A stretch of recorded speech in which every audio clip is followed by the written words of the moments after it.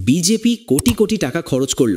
BJP যত নেতা নেত্রী আছে, প্রধানমন্ত্রী সহ হাজারো সভা করেও বাংলার মানুষের মনে একটুও জায়গা করতে পারে না। কেন জানেন? কারণ বাংলার মানুষের হৃদয়ে জায়গা করে নিয়েছেন মমতা বন্দ্যোপাধ্যায়। নানা রকম প্রকল্প গরিব মানুষের ঘরে ঘরে পৌঁছে গেছে, যেমন লক্ষ্মীর ভাণ্ডার, মহিলাদের আর্থিক সাহায্য, কৃষক বন্ধুর প্রকল্প, চাষিদের হাতে সরাসরি টাকা, কন্যাশ্রী ও রূপশ্রী প্রকল্প, মেয়েদের শিক্ষা ও বিয়ের জন্য সহায়তা, স্বাস্থ্যসাথী, ফ্রি চিকিৎসা, যা এখন বাংলার প্রতীক। এই সব প্রকল্পে দিদি মানুষের জীবন বদলে দিয়েছেন।